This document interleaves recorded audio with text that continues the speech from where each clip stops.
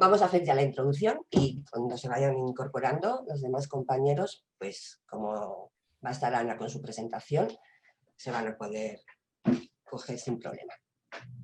Bueno, como sabéis todos, hoy terminamos estas jornadas que hemos organizado desde ANED, desde Aprendiendo para el Futuro, y que han sido durante todo el mes de noviembre, los sábados. Os agradecemos muchísimo la presencia y la asistencia. Deciros como siempre que se están grabando las conferencias para poder luego editarlas y montarlas y poder compartirlas con todo el mundo en nuestra página web, y que en este caso hoy tenemos como invitada a Ana Urroz, OSES, que como muchos ya conocéis es fotógrafa y diseñadora audiovisual y multimedia, doctora en Bellas Artes por la Universidad de Barcelona. Compagina la docencia universitaria y la investigación en prácticas artísticas de foto y de vídeo, así como en pedagogía del diseño, en experiencia del usuario y metodologías de diseño como la que nos va a explicar en esta conferencia. Actualmente es profesora asociada en la Facultad de Bellas Artes de la Universidad de Barcelona y profesora titular en la Escuela Superior Politécnica del Tecnocampus de Mataró. Es un placer tener a Ana con nosotros y todo tuyo. Cuando quieras empezar, adelante. Hola, buenos días. Voy a compartir la pantalla. Vale, ¿se ve bien? ¿Me confirmáis que se ve todo bien? Las cuestiones técnicas son lo peor últimamente. Buenos días a todo el mundo, ya me ha presentado Rocío. Agradezco mucho la oportunidad de ANEF de que organice estas jornadas, de haber podido participar en las jornadas, que he estado de oyente en todas las jornadas, he participado como público. Hoy voy a ver si puedo aportar algo también que nos pueda servir a todos un poco como las otras charlas que hemos tenido. El título de la presentación y de lo que yo voy a hablar ahora, que es Design Thinking en el aula, que es una metodología de diseño, lo he titulado así como Design Thinking en el aula, diseño y creatividad, porque es una metodología que sirve para diseñar y para fomentar la creatividad, y a mí me ha permitido en el aula con los estudiantes, tanto de diseño como de fotografía o de vídeo, cambiar, ampliar, introducir otras prácticas y sobre todo motivar a los estudiantes. Y ahora explicaré por qué. Voy a explicaros primero así rápidamente de dónde salgo yo y cómo he llegado hasta aquí, ¿no?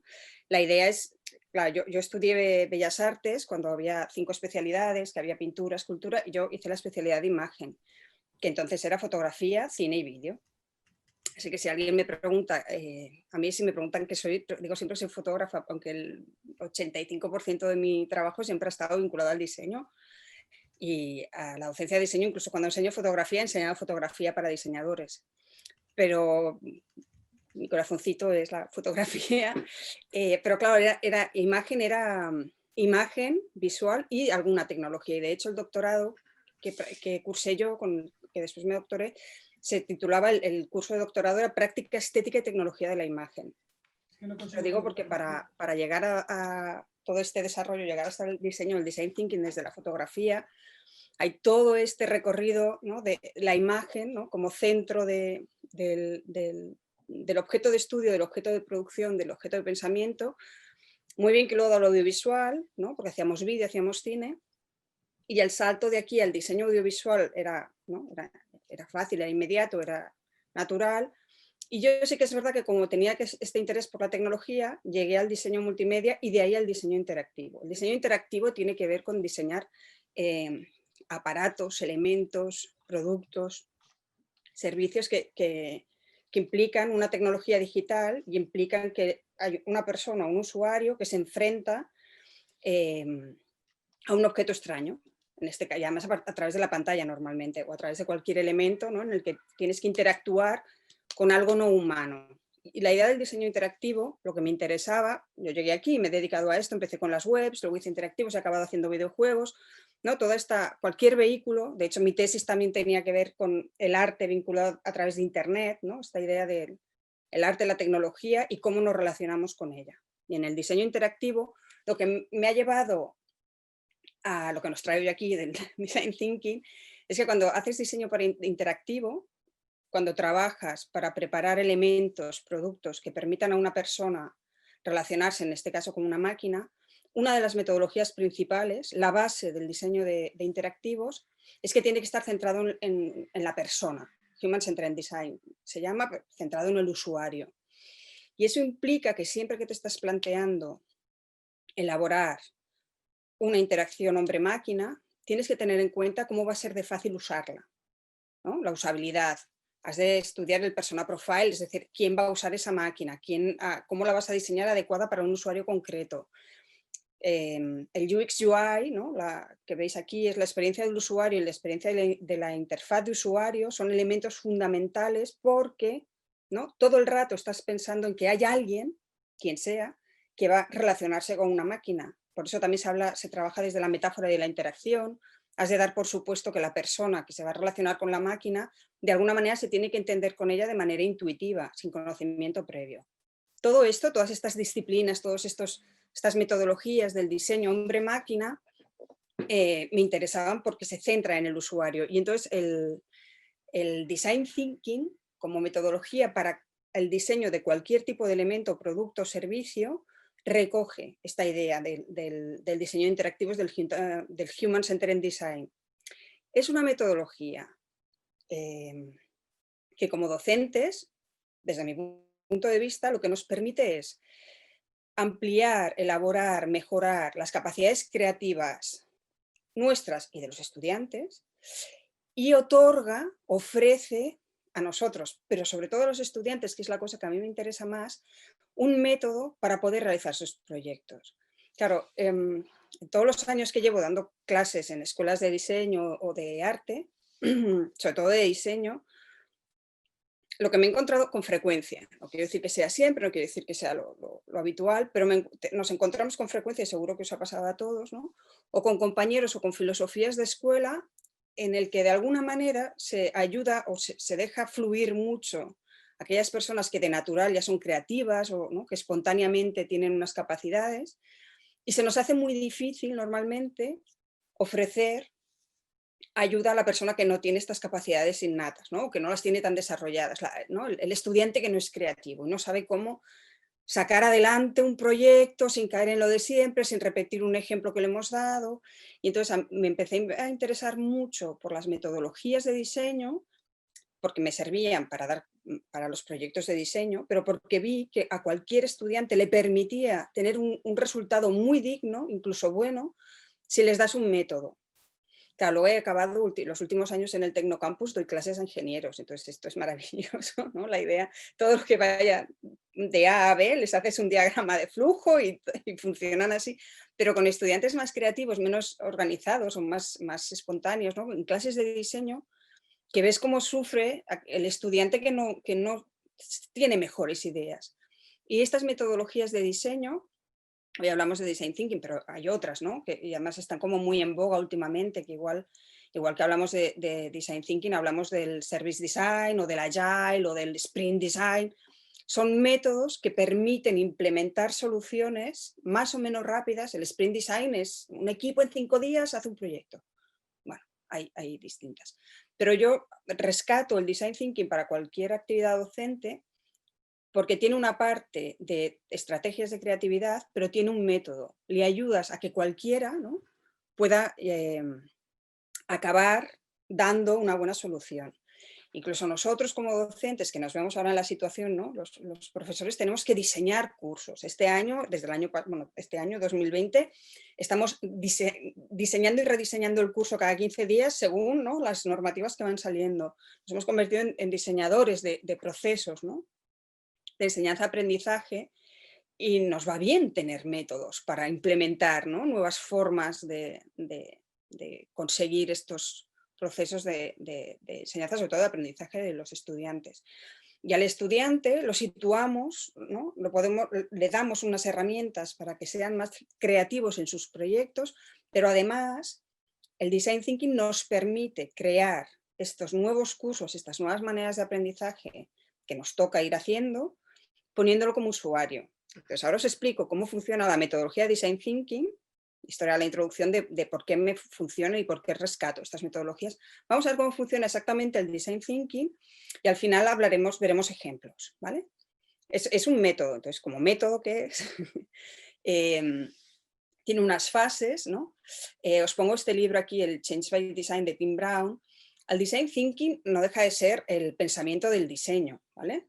Literalmente la traducción no es ningún invento con nombre anglosajón, es que alguien en algún momento se dio cuenta de que la manera en que trabaja un diseñador habitualmente se podía sistematizar y plantear como un método.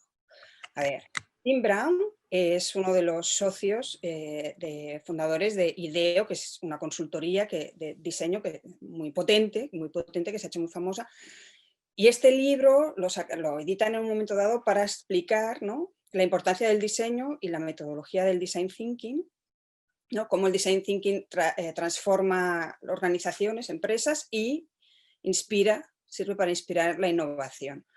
En realidad, la idea original, el propio Tim Brown la explica en el libro, que surgió en una conversa con David Kelley, que es el otro socio, ¿no?, pero como a finales de los 80 o primeros de los 90, que se dieron cuenta que ellos tenían esta consultoría de diseño y mucha gente en un momento dado dejaba de pedirles no tanto diséñame esto, sino ayúdame a solventar esto, ¿no? Y vieron cómo la metodología, el método que utilizaban, les ayudaba a dar soluciones a problemas que en realidad no los estaban planteando.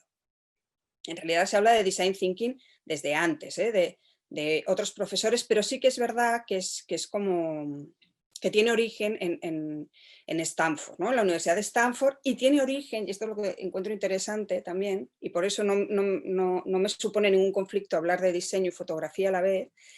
El origen en realidad también se dice que viene de unas clases de otro profesor de Stanford, de los años 80, pero de diseño industrial, de diseño de ingenieros de software. Claro, si vas a los orígenes de toda esta idea, de toda esta teoría, te encuentras ingenieros industriales, ingenieros de software y todo este devenir, ¿no?, al diseño de servicios que hacen ahora los de IDEO, por ejemplo. ¿Por qué? Claro, los diseñadores, la idea de diseño, a mí me interesa un poco en la acepción de Bruno Munari, ¿no? El diseño es este estar en el mundo, esta práctica de pasar de la idea a la visualización de la idea, ¿no? Que Bruno Munari habla, ¿no?, del diseño, etimológicamente el diseño como dibujar. Pero es este estar en el mundo planteándote, ¿no?, nuevas alternativas, nuevas soluciones, mejorar, ¿no?, elementos que tenemos, no solo resolver un problema, que es la base del design thinking, es metodología de resolver problemas. Te dan un problema y buscas una solución, pero va más allá. Si os fijáis en el esquema, ¿no?, este es el esquema que hicieron ellos, no es el más bonito de la historia, son ingenieros. Pero encontraréis versiones mucho más cookies, mucho más bonitas, mucho más gráficas, ¿no?, porque todos los que estamos trabajando con estas metodologías acabamos haciendo nuestra versión para explicarla. Este es como el original, ¿no?, de Stanford, que tiene unos cursos de Design Thinking, el programa, y es el que utilizan de origen también en IDEO, ¿no? Claro, lo interesante del Design Thinking es que la primera cuestión que plantean, el primer paso del método es la empatía. Si veis, pone empatía, definir, idear, prototipar y después tienes que testear, ¿no?, el prototipo. La idea es que tú entras en contacto con el usuario y te planteas realmente qué le interesa. Haces un brainstorming, creas unas ideas, creas un prototipo, lo pruebas y lo interesante es que es un proceso iterativo. Cuando pruebas, testeas un prototipo, vuelves a ver, a comprobar si se cumple lo que tú estabas buscando y si no, vuelves a empezar, ¿vale? Vamos paso a paso, ¿no? Lo principal, para mí lo más interesante del proceso del método del Design Thinking es la empatía. Es que parte de la base de que es un proceso de diseño en el que tú trabajas desde el principio hasta el final con el usuario final del producto o del diseño que estás elaborando. Empatía quiere decir, literalmente lo que su propio nombre indica, ¿no?, que te pones en la situación del otro, pero en este caso el método lo que te ayuda, el Design Thinking, es que te da, ¿no?, unas pautas para hacerlo mejor. Entonces, una de las cuestiones o de los documentos, luego os pasaré más documentos que podéis utilizar, ¿no? Pero el mapa de empatía. Claro, tú planteas a cualquier persona, tienes que empatizar con la persona que tiene el problema, a ver qué solución le das y todo el mundo entiende de entrada qué tiene que hacer, ¿no? Te acercas a la persona y le preguntas. Que te den un método, que te den un mapa de empatía, te ayuda a estar más pendiente de otras cuestiones importantes. Entonces, este es uno de los tipos de mapa de empatía, pero es muy feo, pero funciona muy bien, ¿no? Que si os fijáis, lo primero que estableces es, el objetivo del mapa de empatía es saber con quién estás empatizando, que sería, ¿no?, el punto número 1, y el punto número 2 es saber exactamente qué es lo que necesita esa persona o ese grupo de usuarios, ¿no? El objetivo es saber para quién trabajas y qué necesitan. ¿Cómo llegas a este objetivo? Vale. Por un lado, le entrevistas, ¿no? Le preguntas, efectivamente le preguntas cuál es el problema, ¿no? Qué siente y qué piensa, cuáles son el problema que tiene, ¿no? Els pains, ¿no? Cuál es realmente el problema, qué es lo que te molesta y cuál sería la mejora que considera el usuario. Esto de entrada lo haríamos cualquiera. ¿Qué pasa? Que se pierden muchos elementos por el camino. Para empezar, acostumbramos a perdernos la parte de los usuarios, consideramos solo un usuario.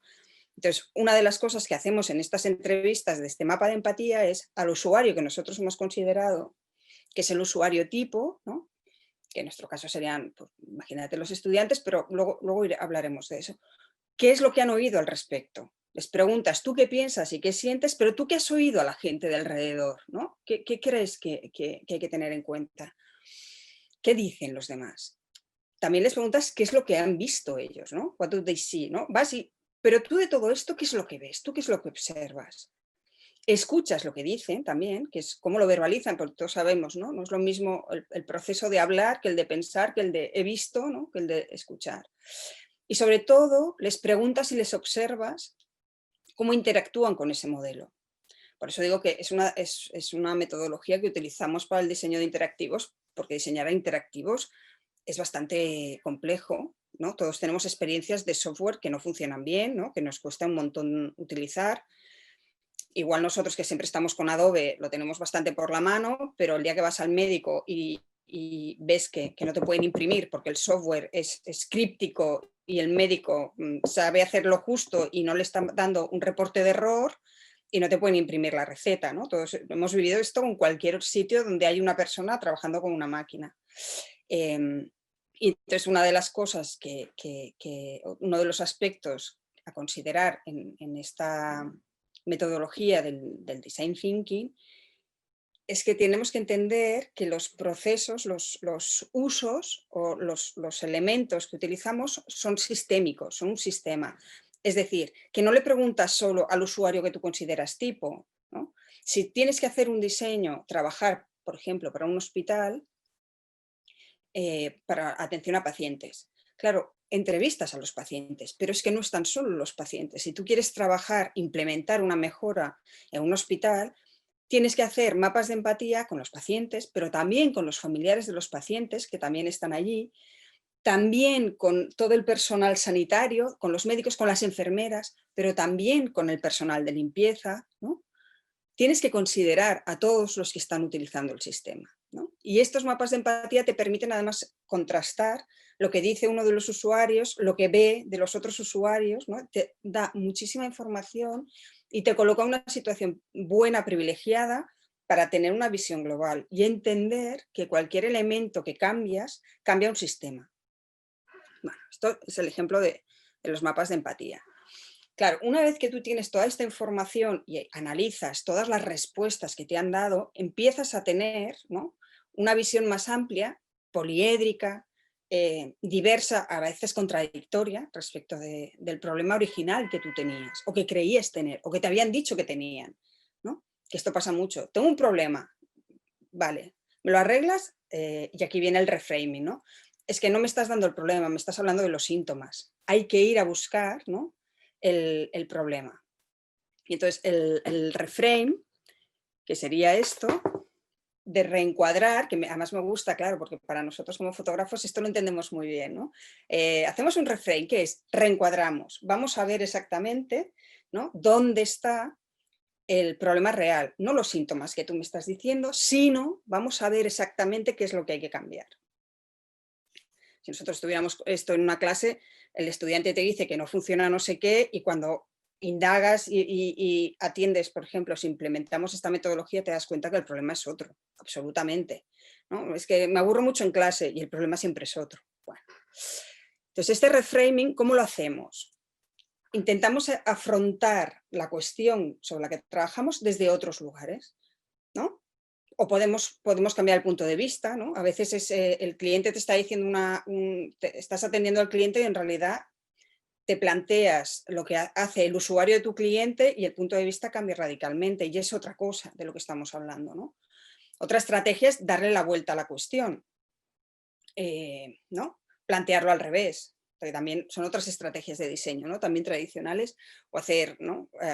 El proceso invertido, bueno, tenemos estrategias diversas. Otra es humanizar el problema, ¿no? No convertirlo en una cosa que no pasa, sino qué le pasa al humano que interactúa con esa cosa, o qué es lo que falla en esta relación de humano con lo que sea. Sobre todo vamos a ir a encontrar el problema de base, no los síntomas. Y también es una buena manera de hacer reframe, es evitar lo más evidente, ¿no? Lo más evidente ya lo vemos, y si nos cegamos, nos centramos solo en lo que ya nos están diciendo, perdemos de vista todo lo que lo envuelve. Esta es la estrategia de reframe. ¿Cómo podemos hacer un reframe? ¿Cómo podemos reencuadrar? ¿Cómo podemos darle la vuelta y plantear de una manera diversa, ¿no? y compleja y complementaria al problema? Haciendo otras preguntas, ¿no? Normalmente se utiliza este ejemplo, ¿no? de How might we, ¿cómo podríamos nosotros y cambiar? ¿no? No funciona no sé qué, no me gusta esto, esto no va bien, ¿cómo hay que cambiarlo? Vale, ¿cómo podríamos nosotros hacer? Y os pongo un ejemplo que a mí me resulta muy esclarecedor, que se entiende muy bien, cómo podríamos nosotros, ¿no? Que es un ejemplo que es muy común, muy habitual y que cualquiera que tiene niños cerca, en la escuela o en casa, ¿no? ¿Por qué a los niños no les gusta comer verdura? ¿No? Es un problema que se enfrentan los comedores infantiles, las escuelas, las colonias, las familias. Los niños no comen verduras, ¿no? La sociedad entera, los niños no comen verduras. Bueno, ¿por qué no comen verduras? ¿Por qué no comen? ¿O por qué no les gustan comer verduras? Ya son preguntas distintas, ¿vale? Entonces, ¿qué preguntas nos podemos hacer? ¿Cómo le podemos dar la vuelta a la cuestión? ¿Cómo podemos entrar a la cuestión desde distintos puntos de vista? Bueno, pues igual la pregunta es otra, ¿no? ¿Cómo podemos ayudar a los padres a que sean más convincentes?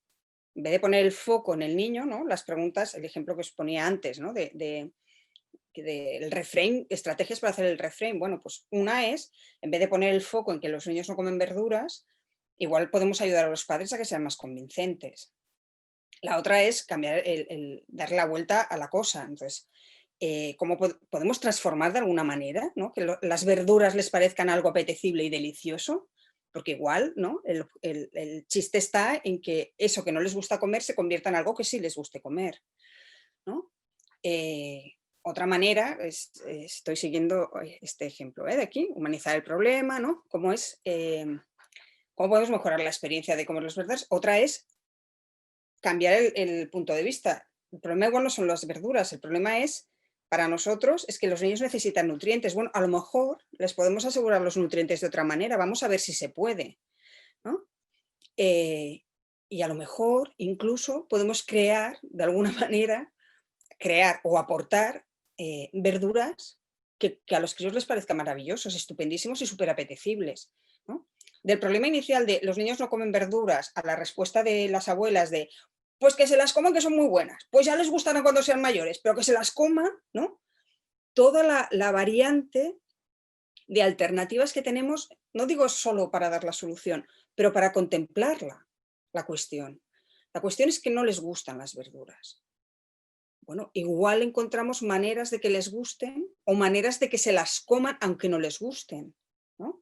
Pero en un momento hemos conseguido, ¿no?, variar el foco de la cuestión y posibilitar otras respuestas. Ahora todo esto, cada uno, ¿no?, nos lo llevamos a nuestro ámbito, ¿no?, de la docencia en clase, por ejemplo.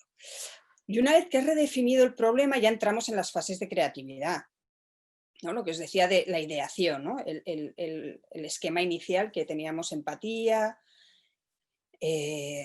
ideación, ¿no?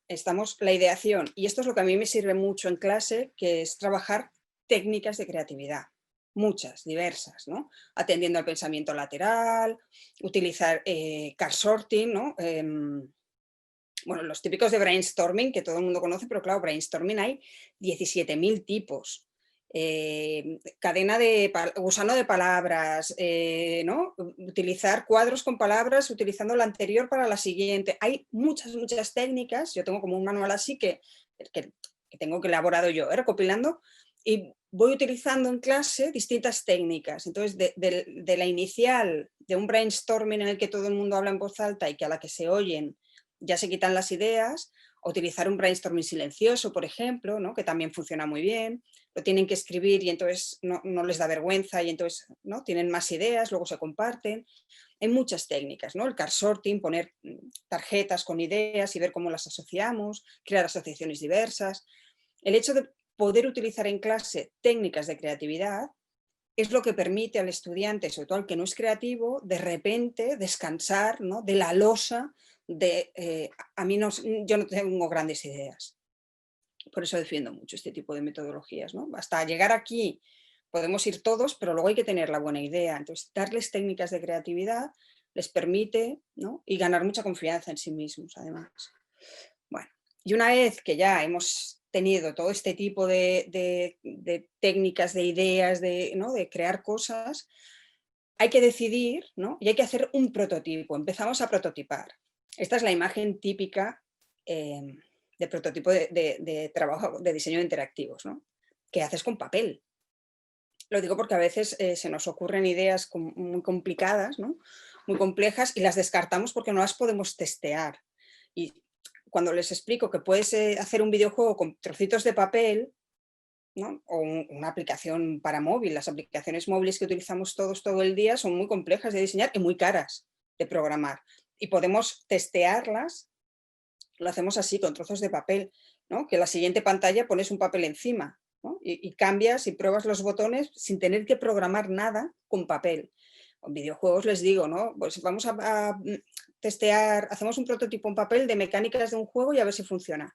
Vamos a hacer un videojuego con papel, ¿no? El videojuego tiene que tener mucha programación y entrar y salir. ¿Has jugado a hundir la flota en el ordenador? Sí, pues a papel y lápiz que vamos a hundir la flota. Y de repente ves que puedes crear prototipos muy baratos, papel y lápiz. Bueno, pues jugar con esto. Y sobre todo el prototipo lo que te permite es testear, ponerlo en práctica con el grupo de usuarios y ver que funciona y sobre todo ver que no funciona. ¿Vale? La idea del prototipo para mí en este sentido es fundamental. ¿Vale? Entonces, resumiendo, este sería otro esquema mucho más bonito, ya veis que vais a encontrar muchos, no, pero es esta idea de empatizar con el usuario, definir el problema, reencuadrando, redefiniendo el problema, la fase de ideación, en la que, ¿no? Técnicas de creatividad, ver cómo podemos plantear alternativas con los usuarios, crear un prototipo, testearlo, y veis que siempre hay flechas hacia atrás, ¿no? Este es el proceso de iteración, el volver siempre al principio cuando ves que una cosa no funciona. Puedes llegar al test y ver que algo no funciona y puedes redefinir el prototipo, pero incluso puedes redefinir la idea, volver a redefinir el problema si ves que tu prototipo no acaba de funcionar, ¿no? Hasta que llegas a la implementación final. Bueno, esta es la metodología tal cual. Ahora os he traído unos ejemplos concretos, ¿no? Yo creo, a mí me funciona que cuando me explican algo y lo veo en un ejemplo concreto, transfiero inmediatamente, ¿no? Puedo llevar eso que estoy viendo a mi problema, en este caso, ¿no? Como profesores. Ya os decía, yo esta metodología del Design Thinking la comparto hoy aquí a dos niveles, para hacer que los estudiantes puedan resolver sus problemas de creatividad, sobre todo, ¿no? A plantear nuevos proyectos, pero también para que nosotros podamos diseñar el curso con ellos, ¿no? Teniéndolos como usuarios y probando con ellos. No todo el curso lo vamos a hacer así, obviamente, ¿no? Y los docentes somos nosotros, los que tenemos la experiencia somos nosotros, no van a tomar las decisiones los estudiantes de todo el curso, pero sí que me interesa, en la línea de lo que explicaban las otras semanas, ¿no? La doctora Sancho, el doctor Hernández, ¿no? Como pedagogos que tenían clarísimo y defendían mucho esta idea de que tienes que contar con los estudiantes y con lo que ellos saben previamente y con lo que les interesa, para que lo que tú les estás compartiendo en clase tenga sentido en su proceso de aprendizaje, ¿no? Fernando Hernández compartió una imagen, ¿no?, de una frase que había puesto un estudiante de, ¿no?, esto me llega porque me interesa o porque me afecta, ¿no? Era una idea así. Yo creo que funciona así también, ¿no? Lo aprendemos porque nos interesa, porque nos apela directamente, porque nos encaja en lo que ya sabemos, también es importante.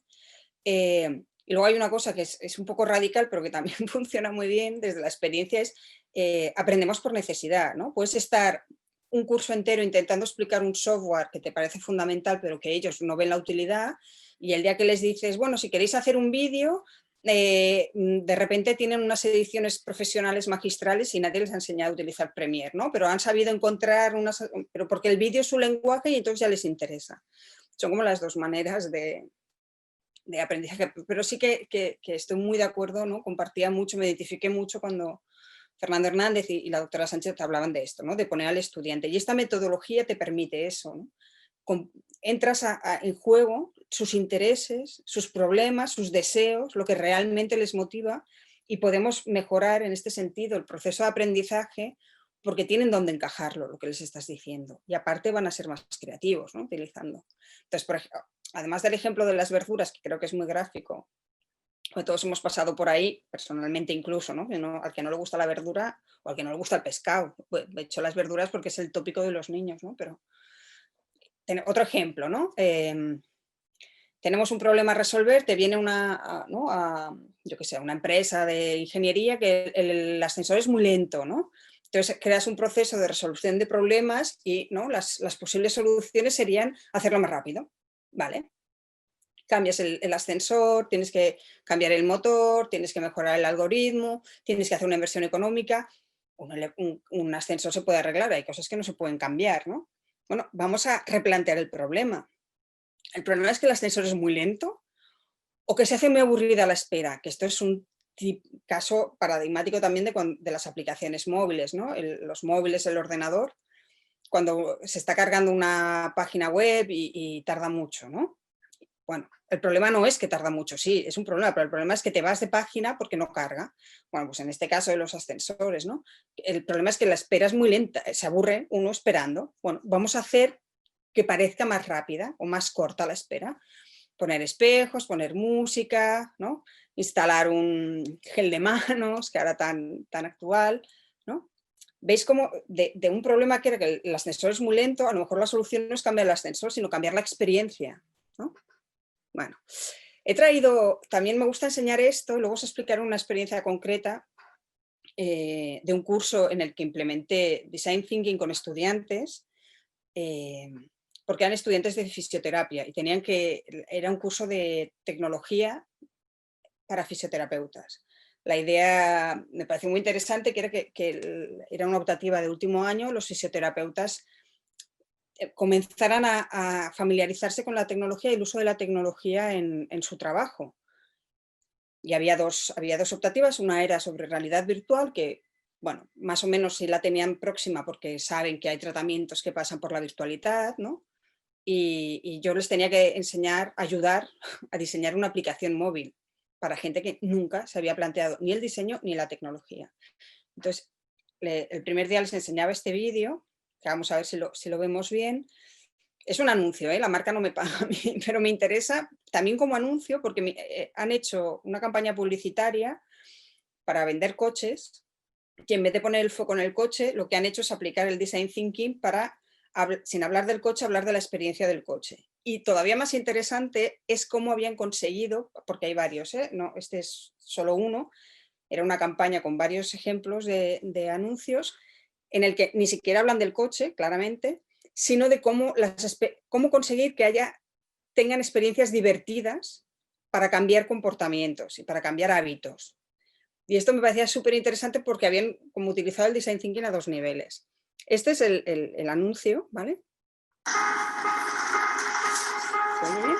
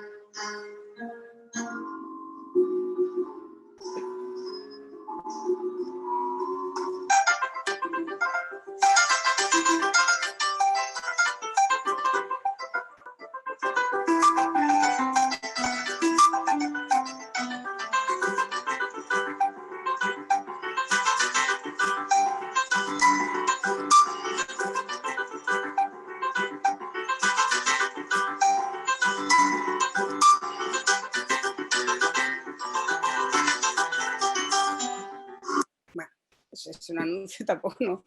Pero ¿no? Esta idea de conseguir trasladar el problema, su problema era vender coches, entonces consiguieron trasladar el problema el coche, no es el coche lo que te vendo, pero fíjate que, y no, toda la campaña era muy oportuna, ¿no? Esta idea de por qué la gente no utiliza las escaleras, por qué todo el mundo va en las escaleras mecánicas. Bueno, vamos a conseguir que vayan por las otras escaleras.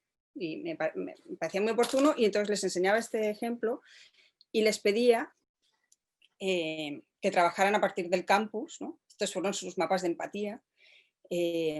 No voy a entrar en mucho detalle, pero era muy interesante y era muy divertido para mí. La cara de pánico del primer día, nos hemos apuntado a esta porque no quedaban optativas.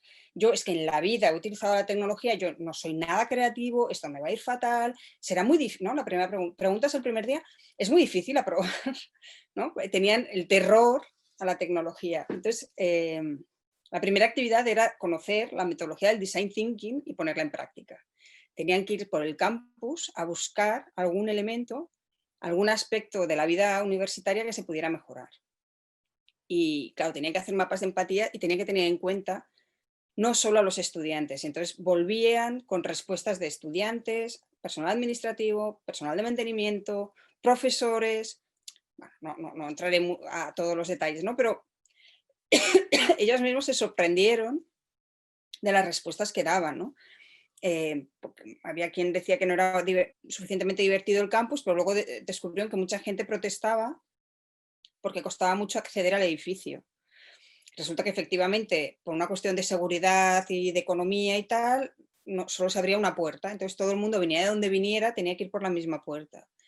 Bueno, al final de las conclusiones del análisis y del estudio y del reframing era, vale, hay que conseguir, o conseguimos que abran la otra puerta, que era una opción, descartada de entrada, o conseguimos que a la gente no se le haga pesado ir a dar la vuelta para la entrada. Y entonces trabajaron desde convertir el suelo, todo el acceso en un juego, ¿no? Que fueran jugando por el camino, ¿no? Cogiendo esta idea del vídeo que habían visto. Otros que plantearon una aplicación móvil que les permitiera sumar puntos y entonces ganaban no sé qué y entonces conocían a no sé quién, ¿no? Fueron capaces de replantear que el problema no era que la puerta de acceso, ¿no?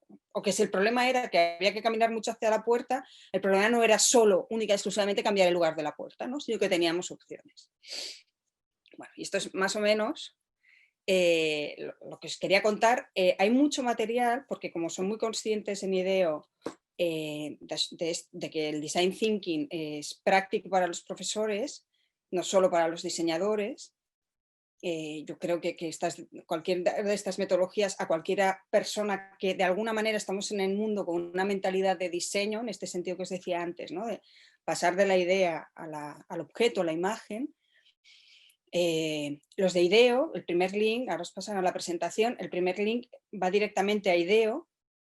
Ahí encontraréis mucha información porque los propios socios y trabajadores de IDEO escriben en un blog y cuentan experiencias, pero hay todo un kit preparado para educadores.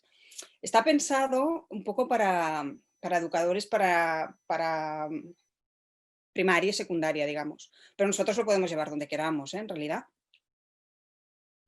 Y tenéis el siguiente link, es la de Stanford, las Design Thinking School o la escuela de diseño y todo el material que también tienen para implementar el Design Thinking, para aprender a usarlo y para implementarlo. Yo de hecho, si a alguien le interesa y lo ve útil, sí que le recomiendo que utilice todo este material, que lo pruebe, que igual a priori se hace un poco extraño si no estás muy en el tema, pero bueno, que puede ser muy útil, puede funcionar mucho. O si pueden ir a un taller, podéis ir a un taller que organicen donde estáis para tener una primera experiencia, por si ¿no? Impresiona un poco. Y un poco era esto lo que os quería explicar, ¿no? Me hace mucha gracia lo de utilizar a Einstein o cualquier personaje público tenido por inteligente para darle entidad de verdad a una frase, pero mira, me ha venido al pelo. Me encanta tener a Albert Einstein para decir que es una cosa que en realidad sí que deberíamos hacer y que hacemos un poco todos, ¿no? Pues que cuando tienes un problema hay que dedicar más tiempo a darle vueltas al problema, a replantear el problema y lo último, que sea lo mínimo, es buscar las soluciones, ¿no? Que hay que pensar el problema.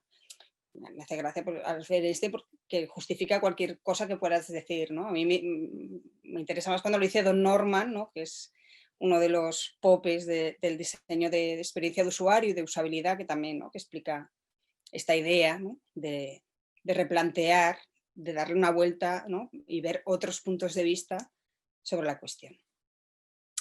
Y esto es lo que venía a contar.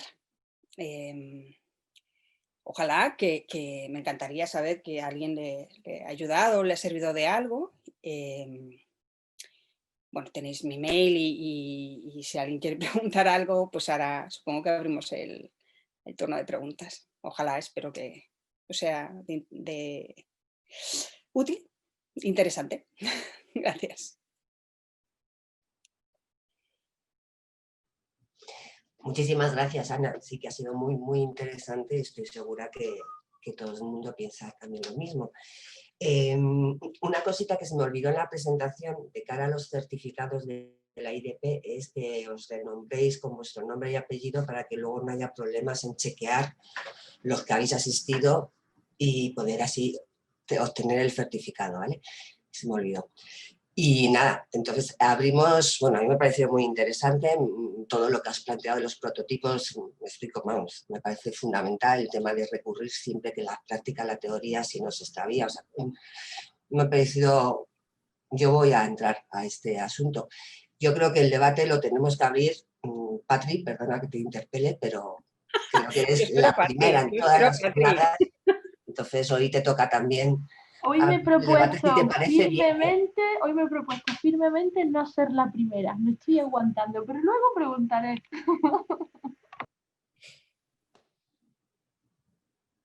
Pues tomad la palabra. En el chat tenemos alguna pregunta. Comentaba Arturo Prieto al principio en tu intervención, Ana, que a él le recordaba mucho el desarrollo del software, todo lo que tú lo habías, todo lo que estabas hablando. No sé si le quieres comentar algo. Sí, justamente, no, es que por eso os decía que esta teoría o este diseño que al final se ha sistematizado, pero esta noción de que los diseñadores piensan de esta manera y tienen en cuenta estos temas, por eso decía, ¿no? Del diseño interactivos, que decía al principio Human Centered Design, y estos primeros profesores de Stanford eran ingeniería de software o ingeniería de sistemas, ¿no?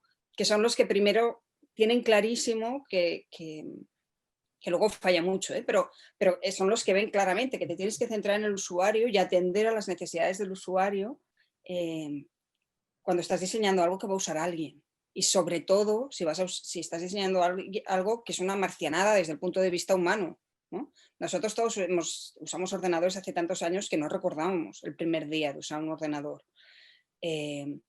Pero el escritorio, por ejemplo, la noción de escritorio que usamos todos en el ordenador, esto es un invento que en un momento dado, en los 80, cuando ¿no? los ordenadores pasaron del MS2, de tener texto, a tener una interfaz gráfica de usuario, había que decidir cómo iba a ser esa interfaz gráfica de usuario.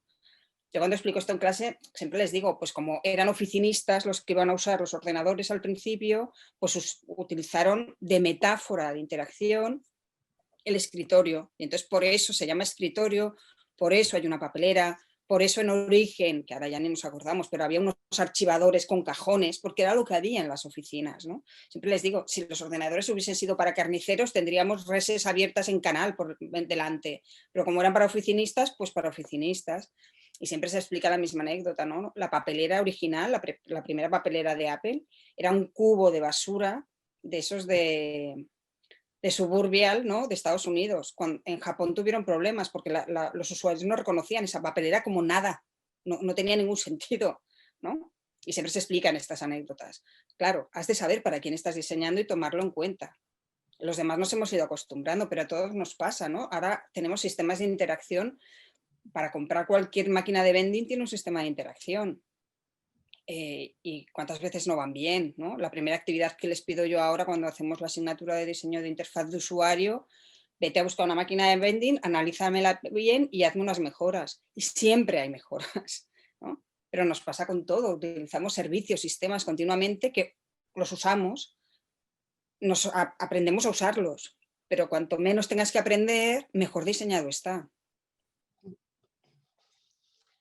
Ana, te traslado una pregunta de Blanca Cortés Gil, que quería que le respondieras acerca de si has empleado esta metodología en alguna de las clases de fotografía y si puedes poner algún ejemplo. Claro, ya esta me la esperaba, pero me parecía mucho más significativa utilizarlo con los fisioterapeutas, porque era muy claro que no tenían, no, les venía todo muy de lejos. Sí, en clases de fotografía pues planteas un proyecto, un tema, ¿no? Pues vamos a trabajar, claro, tú puedes plantear, vamos a hacer street photography, ¿no? O vamos a trabajar el retrato de ciudad, el retrato teniendo en cuenta la ciudad. Y aplicar, ¿no?, este reframing, este mirar de otra manera, o tener en cuenta para qué va a ser el proyecto, para qué van a ser las imágenes, ¿no? Pero sí, bueno, sobre todo según cómo sea el grupo, me centro más en técnicas de creatividad, eso sí que lo hago mucho, ¿no? Hacemos una sesión solo de, vamos a utilizar técnicas de creatividad, storytelling, ¿no?, para fotografía. Venga, vamos a inventar historias, vamos a ver cómo creamos una historia entre todos, bueno, utilizando distintas técnicas. No, más la creatividad en este caso para fotógrafos, porque no es tan rara, normalmente no les pedimos solución a problemas, pero lo podemos plantear, ¿no?, el proyecto como una solución a un problema, y entonces sí utilizar toda la metodología. Blanca, ¿quieres contestar a lo que te ha dicho Ana o comentar algo? Hola, buenos días. Hola. No sé si me oís. Sí. Perfectamente. Es que a veces no me va bien el micrófono, por eso no lo había utilizado.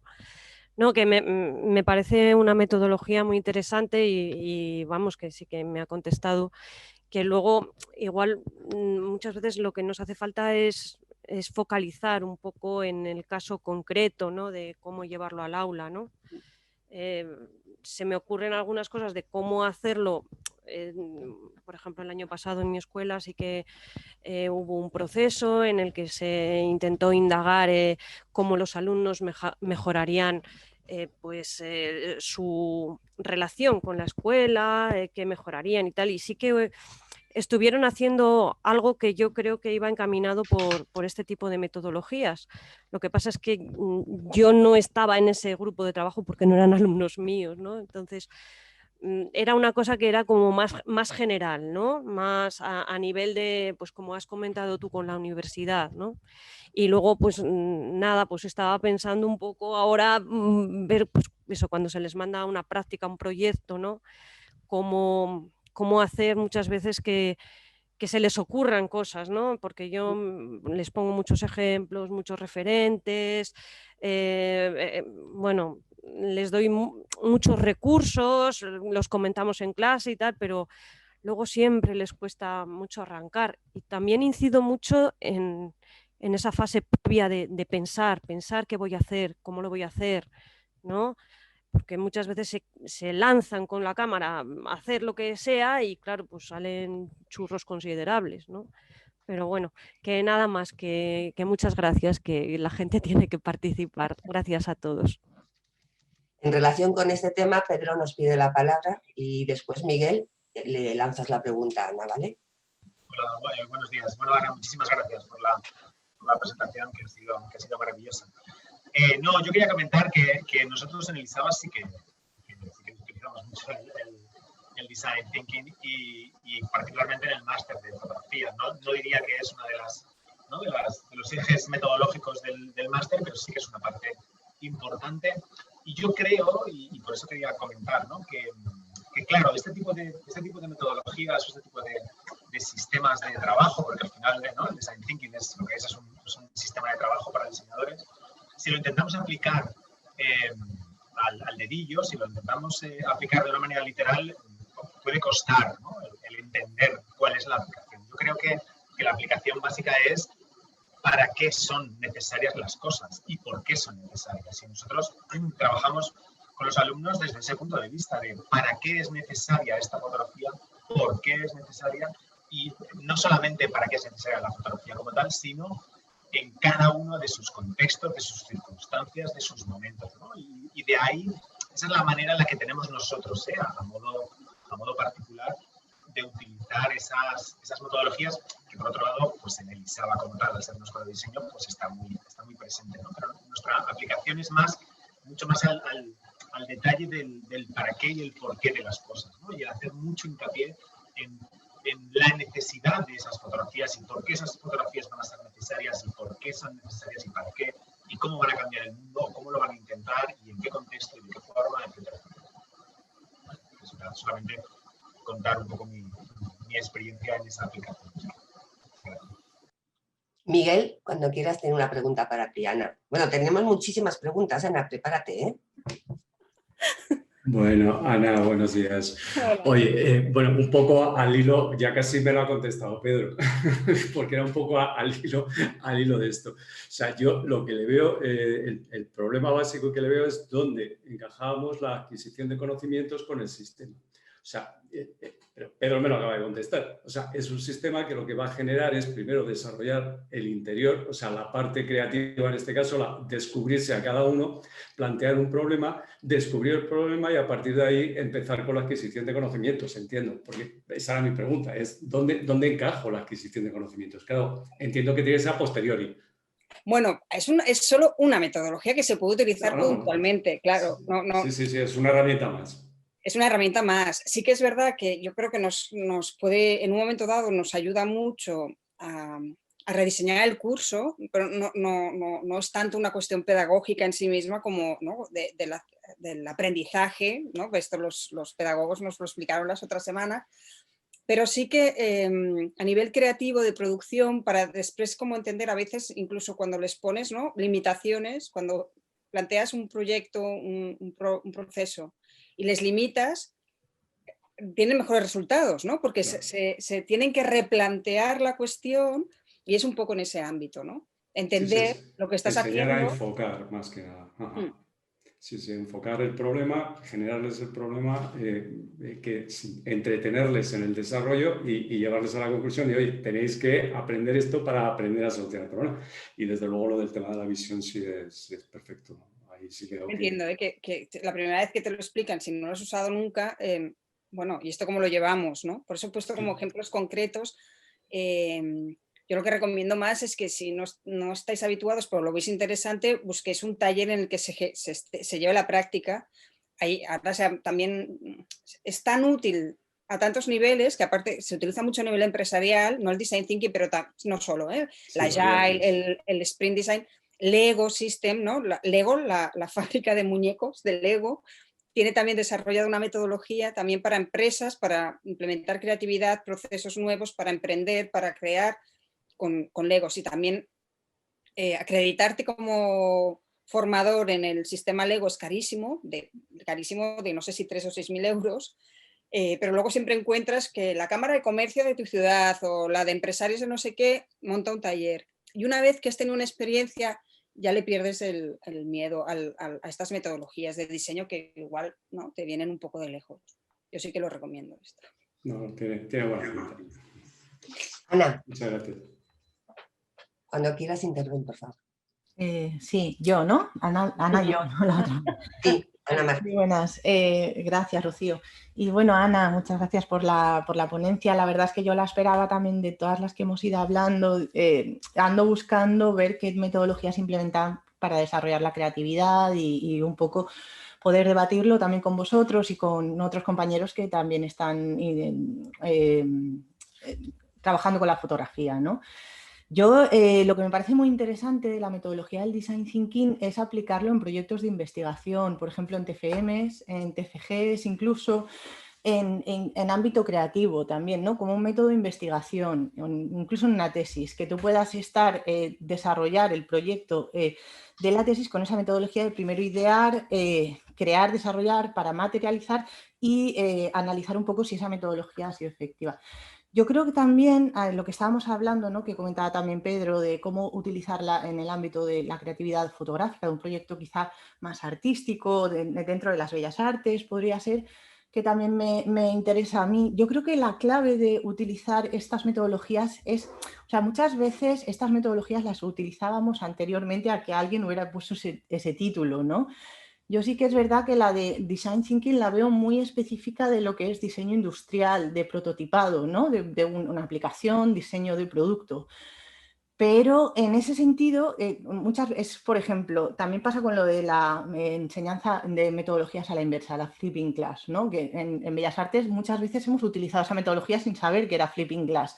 Les introducíamos con los contenidos y luego los desarrollaban. Pues yo creo que de alguna manera lo del design thinking es lo mismo. Es una metodología que lo que hace es idear para que luego crees, te metas en el proceso de creación y luego lo materialices y lo presentes.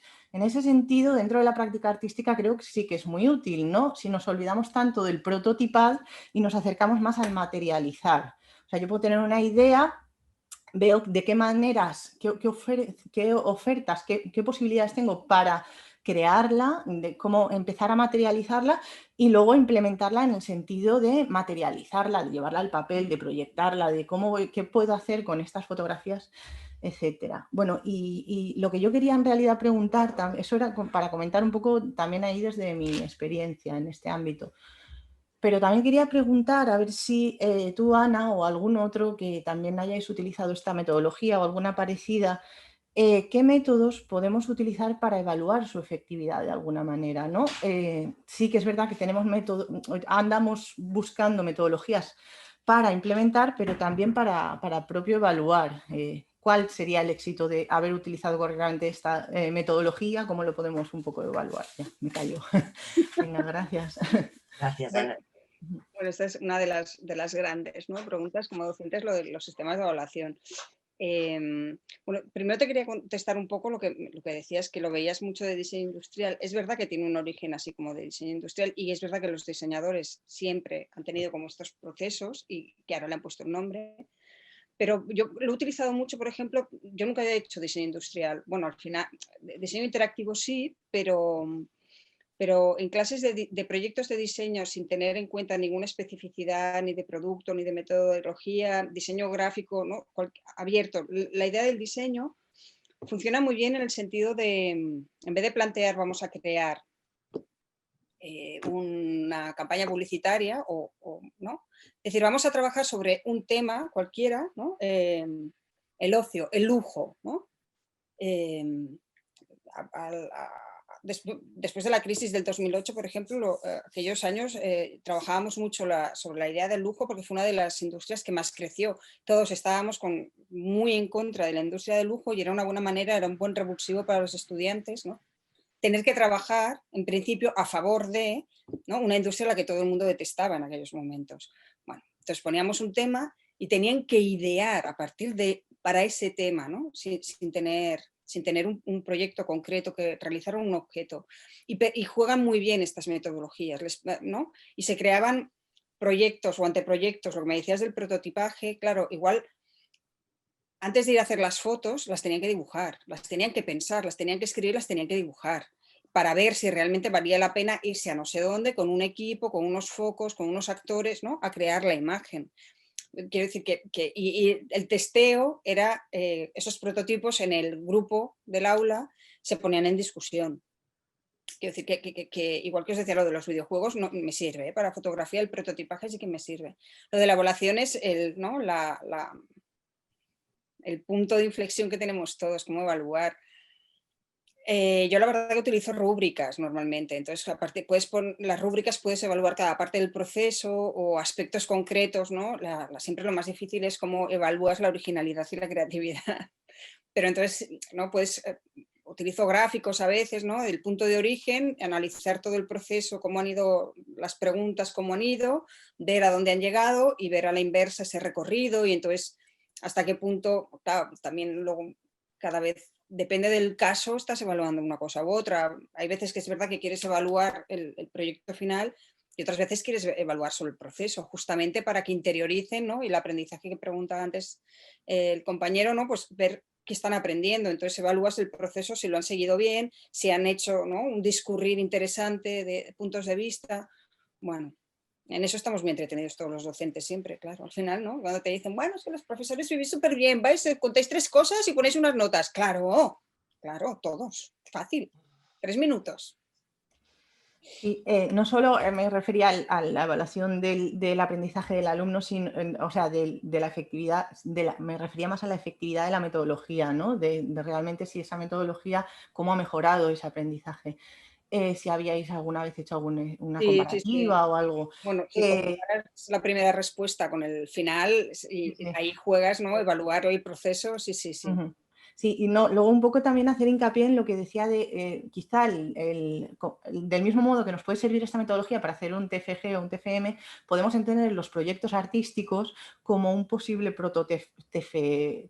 Es decir, yo quiero hacer un proyecto fotográfico sobre la feminización en un deporte concreto o lo que sea, y entonces me pongo a analizar como un caso de estudio, de investigación, de empezar a sacar esas primeras ideas, de ver cómo luego se van materializando, ¿no? Cualquier proyecto artístico se puede meter dentro de esa metodología en ese sentido. Bueno, pues muchas gracias, Ana. Gracias por... Gracias. Patri. Bueno, tengo que confesaros porque hoy no he roto el turno de preguntas y es porque de 12:15 a 12:23 se me ha caído el internet. Bueno, gracias Ana por tu ponencia, como todo lo que pasa en ANEF, muy interesante. Igual en esos minutillos que no he estado en escucha, puede que hayas hablado de una de las cosas que quería un poco comentar.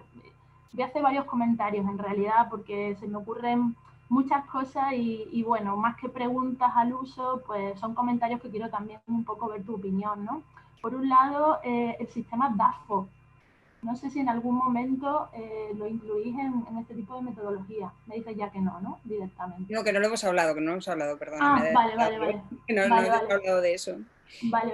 Es que, bueno, ahora sí no me comentarás, pero tengo mis reticencias también con lo de DAFO, ¿no? Está claro que para algunas cosas puede servir, pero no sé. Bueno, en definitiva, la misma reticencia que puedo tener para el sistema DAFO creo que me surge casi con todas las metodologías, ¿no? Y eso hace, obviamente, que me pregunte el por qué. Y es que me parece, ¿no? A mi parecer, obviamente, que la metodología encierra como un propósito de objetividad, ¿no? Algo que nos sirva de andamio para poder funcionar y evolucionar. Y claro, a veces nos olvidamos, igual voy a decir una cosa como muy, en fin, muy de perogrullo, ¿no? Pero nos olvidamos quizá de algo tan tonto o tan esencial como el sentido común, ¿no? Yo, fíjate, acabo de empezar a trabajar en Córdoba en una escuela de arte y en este sentido, a ver qué me puedes aconsejar, porque todavía no he podido conocer a todos los alumnos y para mí eso es esencial para echar a arrancar algo, ¿no? La escucha activa, podemos hablar de la escucha activa, sencillamente esa, empatía que se debería de presuponer a cualquier profesional que trata con otros humanos, ¿no? Y más en un proceso tan importante como su formación, ¿no? Y bueno, fíjate, de repente me mandan a la semipresencialidad. Una semana viene la mitad del grupo a clase, la otra semana viene la otra mitad, pero simultáneamente tengo que dar clase online a la mitad que no viene. Si mi asignatura, que es al ciclo de grado superior de ilustración, se llama técnicas gráficas tradicionales y entre otras cosas tengo que pasar muchas horas en el laboratorio, luz roja, ¿qué clase de simultaneidad online puedo ofrecer a esa parte de la clase que no viene? O sea, es que es como un gran absurdo, ¿no? Por no hablar de que no vivo en Córdoba, vivo en Granada y voy a dar clases online a Córdoba. O sea, tú imagínate, todo es como un poco despropósito, ¿no? Entonces, mi mayor preocupación es que todavía no he podido ni siquiera conocer a todos los alumnos. Y a mí esa primera clase me resulta esencial, ¿no? Me gustaría saber cómo son tus primeras clases, porque ahí hay como un feedback, entiendo, una especie de siembra, ¿no? Mejor o peor, pero al menos, en fin, que nos posibilite la oportunidad de que esas plantas crezcan, ¿no? Y bueno, ando en ese sentido un poco buscando la fórmula. Confío en que la encontraré, pero me gustaría que fuera más pronto que tarde. No sé qué se te ocurre, Ana. A ver, de lo que yo te puedo contestar de todo lo que has planteado, Patri, el tema de las metodologías, o no, tú hablas de DAFO, yo ni la he traído a colación porque efectivamente las metodologías hay muchas y yo lo que encuentro interesante es que lo utilicemos alguna o ninguna en momentos en los que nos parece oportuno. Yo creo que es interesante conocerlas, pero ni hay que aplicarlas todas, ni hay que aplicarlas siempre, ni nos van a salvar de nada. Entonces, yo sí que las uso mucho y me interesan y las investigo, sobre todo por una de las cuestiones que que has mencionado un poco, que es el tema de la creatividad. A mí me permite, ¿no?, al estudiante que se siente un poco acomplejado porque no se siente creativo, esta metodología u otra, sobre todo la parte en la que les doy técnicas de creatividad. Entonces ahí me va muy bien y a ellos les va muy bien. Respecto al curso semipresencial que estás haciendo, yo es que directamente lo he hecho online este año, todos los cursos. He ido un día a la facultad, no los conozco de nada y no les he visto la cara. Ahí no te puedo ayudar mucho. Estoy dándole otro planteamiento a todo porque sé que la parte humana no la voy a tener. Yo lo que al principio cuando empecé a dar clases sí que también le daba mucha importancia al primer día de clase, ¿no? Pero luego descubrí que en realidad el primer día de clase, de la primera impresión es lo que cuenta, hay como un 5% que se acuerda del primer día de clase, el resto no se acuerda ni de tu nombre hasta que pasa un mes. Y entonces ya me despreocupé, me quité la presión del primer día de clase a impresionarlos mucho. Me sirve más el día a día. Lo que hago normalmente en los cursos presenciales es verdad que el primer día de clase sí que me gusta conocerlos, a ellos les parece un peñazo explicarme quiénes son, de dónde vienen y cuáles son sus intereses, les da igual. Entonces a veces utilizo un test de estos, les planteo que me digan cosas que les gusten, eso sí que lo hago siempre, ¿no? Pues si es lenguaje audiovisual y fotografía, películas que te gustan, películas que no te gustan, si conoces algún fotógrafo o alguna imagen que te parezca representativa, un cómic, y a partir de ahí monto el curso con cosas que a ellos ya sé que les van a gustar. Y entonces cuando saco algo a colación, ¿verdad que esto me lo recomendó uno de vosotros? Pero lo de este año no sé qué decir. Lo de este año es todo muy... Bueno, si consigo aprender algo te lo cuento, Ana. Gracias, lo agradecería mucho. Yo lo más así que he hecho que estaba haciendo mal, que les estaba haciendo las clases síncronas, pero es universidad, ¿eh? Y apliqué esto, ¿no? El otro día pensé, no les he planteado nada, no les he preguntado y me hice como una dinámica así mía, haciendo preguntas, ya planteando otras cosas, descubrí que lo están pasando fatal por estar en casa, que eso ya me lo imaginaba yo, pero lo están pasando fatal por tener las clases síncronas. Entonces, claro, la conclusión era que se levantan, se van al ordenador, siguen haciendo 6 horas de clase hasta que se van a comer, comen, vuelven al ordenador y siguen haciendo 6 horas de deberes o de estudio, lo que sea, en el mismo espacio, en el mismo sitio, mirando lo mismo.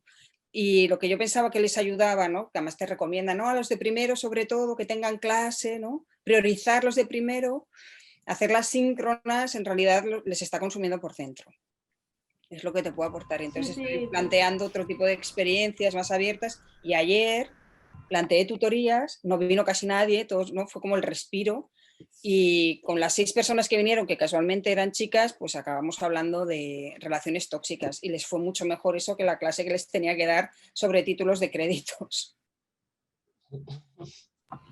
Sí, bueno, ya está, que son tiempos, pues bueno, como lo que son y exigen de nosotros un continuo, bueno, lo que también se dice adaptación curricular, ¿no? A veces estás ahí un poco buscando el qué y el cómo para que en cada momento fluya y funcione, ¿no? Yo, fíjate, y con esto acabo, perdona, me planteo de hecho que a pesar de que mis asignaturas, por oposición, obviamente en este caso, son técnicas, yo mi tesis es una codirección con estética, con filosofía, yo la parte de las humanidades nunca la desatiendo, ¿no? De hecho pienso que no hay mejor práctica que una buena teoría, ¿no? Entonces incluso me planteo, a pesar de que mi asignatura, como digo, es especialmente técnica, darlo todo online y confiar, como digo, que no hay mejor práctica que una buena teoría, o sea, curarme mucho eso y hacerle supuestos casos prácticos para que en casa ellos trabajen, más allá de que no tengan un laboratorio. Pero, en fin, que es complicado, porque luego tenemos que lidiar con la dirección del centro, etc. Nada, me aburro más. Gracias, Ana. Bueno, en relación a esto que estábamos comentando, nos comentaba también Ricardo y Arturo, también hace un poco hincapié que no debemos olvidar que la fotografía tiene diferentes ámbitos de aplicación y que no es solamente y de aprendizaje, y que no solo, por ejemplo, en mi caso, a mí tu conferencia me interesaba muchísimo porque yo trabajo desde la fotografía en la educación social, entonces, fíjate, o sea, estaba deseando y además voy a profundizar muchísimo más en esta metodología porque me parece muy interesante. Entonces, eso tenemos que tenerlo en cuenta y además eso es ANEF también, que viene un poco a colación, es decir, ANEF también lo que hace es trabajar la fotografía o ver la fotografía desde muchos sectores y no solo un único sector o una parte más académica, también la parte no reglada es muy interesante, como es, por ejemplo, toda la parte de educación social, que yo personalmente os transmito la capacidad de la fotografía para trabajar con estos niños. O sea, no os podéis ni imaginar lo bien que se trabaja con ellos. Entonces, no nos olvidemos también de que efectivamente todo método, como toda teoría, pues hay que llevarlo a la práctica, pero luego hay que llevarlo otra vez a la teoría para en un continuo flujo ir enriqueciéndonos, no nosotros que también, sino los propios alumnos en cualquiera de las fases escolares o universitarias o lo que sea. Tomás también hacía un comentario. Tomás, ¿quieres participar? Tomás no está. Bueno, ¿alguna pregunta más? Ya por el chat veo que no hay ninguna otra. Comentario de Ricardo y de Arturo. ¿Alguien que quiera hacer alguna pregunta? Es hora del Si me verbo. permitís, más que preguntar a lo que preguntaba Patri y a lo que comentaba Ana, yo también doy clases en la universidad y coincido plenamente con Ana en que los alumnos están muy cansados. Pero más que de las clases, yo creo que de lo que están cansados es de ser sujetos pasivos delante de una pantalla. Entonces, en respuesta a Patri, yo ahora tengo una asignatura de cine, porque yo doy clases también de otras cosas, y me está funcionando muy, muy bien montar grupos de debate de movimientos y de películas, que en tu caso podrían ser fotografías y movimientos de fotografía, ¿no? Y me está funcionando súper bien, básicamente porque están trabajando, se montan grupos de debate, o sea, ellos tienen que exponer juntos, entonces eso hace que ellos, por WhatsApp o por lo que sea, tengan que coordinarse. Porque ahora mismo están como muy aislados en casa, y esto es una experiencia que a mí me han explicado estudiantes, ¿no? Que están como muy aislados y que esa experiencia que debería ser lo académico, que es estar todos juntos en un aula y tener momentos, ¿no?, para la socialización y para compartir, esto se está perdiendo ahora mismo porque casi todos, yo al menos el semestre pasado y supongo que muchos de vosotros, lo que hacía era dar mi clase como si estuviera en un aula. Entonces yo exponía cosas y los estudiantes escuchaban. Y a mí, por ejemplo, este cambio, este curso me está funcionando muy bien. No creo que sea la solución a todos los males, pero creo que en vez de estar todo el rato hablándole a la pantalla, el propiciar pues que si tienes la mitad en casa y la mitad en clase, hay algún tipo de interacción, aunque sea porque tienen que hacer unos trabajos juntos y eso propicia que se encuentren. Pero creo que es una labor que a lo mejor antes no nos correspondía como profesores, pero que ahora mismo creo que hay que intentar encontrar esos espacios de trabajo conjunto y de colaboración, que además en arte, en fotografía, incluso en diseño, creo que son súper importantes, ¿no?, los trabajos de equipo y que puedan compartir. Y nada más. Rocío. Dale, Tomás. Nada, perdonad, que no encontraba, estoy aquí con el móvil y no encontraba dónde estaba la pestañita de... Nada, yo como había aportado en el chat, simplemente es hacer un poco lo que esa misma aproximación que había hecho Ana, de decir que este tipo de metodología nosotros, de una manera muy similar, nosotros es verdad que en Bellas Artes pues no lo llamamos, claro, no lo llamamos Design Thinking, pero es verdad que siempre los proyectos creativos se han basado en eso, en acercarse a un concepto, en definirlo, en redefinirlo, en construir una aproximación teórica y empezar a hacer, pues unos laboratorios de imagen. Es decir, que en ese sentido es muy similar. Y luego también un poco contestando, ¿no?, también aportando un poco a las dudas que tenía Patri, que estabais ahora también aportando, es que claro, es que nos ha cambiado la forma de aproximación a los alumnos, con lo cual yo creo que estamos todos empeñados en intentar hacer esa clase, ¿no, Patricia? Es que les doy laboratorio. Claro, pues laboratorio no se puede dar. Es decir, que efectivamente lo que tenemos que hacer es, cambiar. Es que no nos queda otra. No digo ni que sea fácil ni difícil, pero bueno, yo creo que es el asunto. Es entender que al menos de momento las pantallas, los confinamientos y la separación nos está cambiando y nos está exigiendo una aproximación diferente. Por cierto, que es una aproximación que yo ya os había hablado cuando hace unos años nos encontramos, ¿no? Y yo hablaba de estas nuevas formas de la imagen, ¿no? Pues con los GIFs y con todo esto, al final lo que yo venía a decir es que, las pantallas, eso de que la imagen se mueva, nos está redefiniendo la profesión de una manera brutal, claro, y eso es algo, bueno, pues que supongo que estas jornadas y tantas otras nos puede ayudar, ¿no? A encontrar ese camino, nada más. Gracias, Tomás. Te dan las gracias. Eva Figueras también nos comenta que es muy cierto lo que dice Rebeca. No sé si quieres hablar y comentar algo, Eva. Bueno, yo más que nada que ciertamente estamos nosotros desbordados por una parte por toda la nueva situación, pero sí que es cierto que los alumnos, yo creo que, no sé, aprecian mucho si los profesores en sus campus virtuales también están por ellos, les hacen un seguimiento, les pautan o tienen muy claro cuál es la función dentro en un campo virtual de cómo vamos a aprender la materia, sobre todo cuando es una materia muy práctica, ¿no? Entonces yo creo que el contacto con los alumnos ha aumentado en este sentido de que ellos necesitan más nuestras aportaciones, nuestra manera de cómo enfocamos esa asignatura para que ellos comprendan que, bueno, delante de esa situación nueva tenemos que dar todos un poco más. Ellos por su parte ponen un esfuerzo, nosotros tenemos que poner un gran esfuerzo para que esta asignatura funcione bien, creo yo.